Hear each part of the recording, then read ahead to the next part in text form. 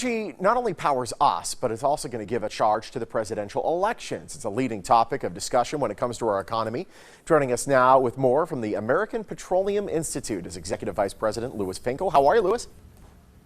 I'm good, Sean. How are you today? Doing all right. You know, these presidential candidates, all 512 of them, they're all out there giving their visions on what they have planned for energy. And I know the API is urging presidential candidates to outline their visions on energy policies and America's energy revolution. What does the API suggest?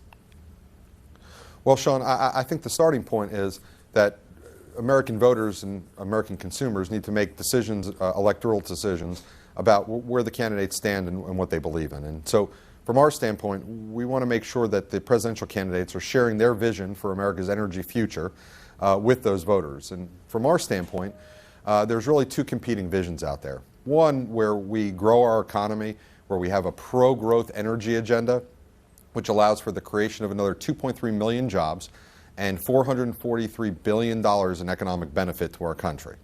That's contrasted with a vision of regulatory constraint, which holds back our energy growth, our energy production, resulting in 830,000 jobs being lost and negative effects on our economy by about $133 billion. So clearly, these are two very different visions, and we need to be looking carefully at the candidates as they bring forward their views on energy. Absolutely. A few strokes of the pen can swing us in one way or another. And I know that this isn't only important for our economy here, but it's also important for our national security as well, because the more energy we make here, the less we have to buy from places that hate us, frankly.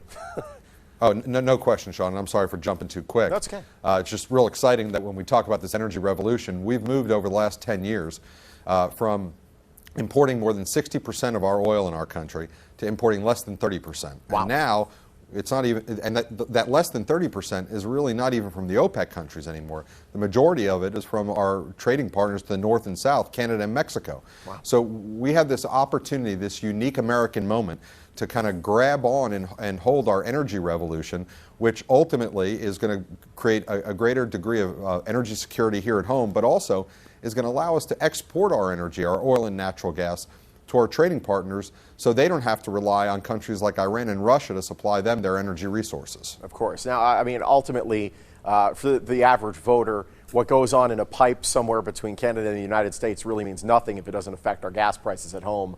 Will it ever affect our gas prices, and would it be for the better?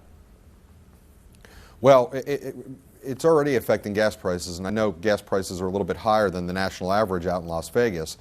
But, Sean, what we've seen is as the price of oil has come down over the last year, the price of gasoline has come down with it. And for every 1 cent that the price of gasoline comes down, that saves American consumers $1 billion. Wow. So what these contrasting visions ultimately mean is, in that pro-growth, pro-energy vision that I've walked through, American consumers, excuse me, end up saving between $300 and $400 per year.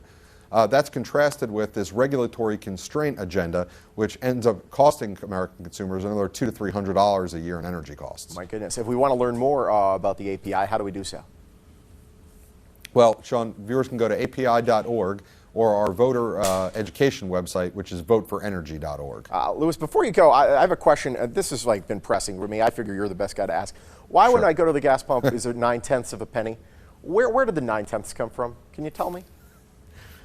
That's a great marketing question. I'll have to get the marketers on that and get you an answer back. Can we just get a flat price? It's ridiculous.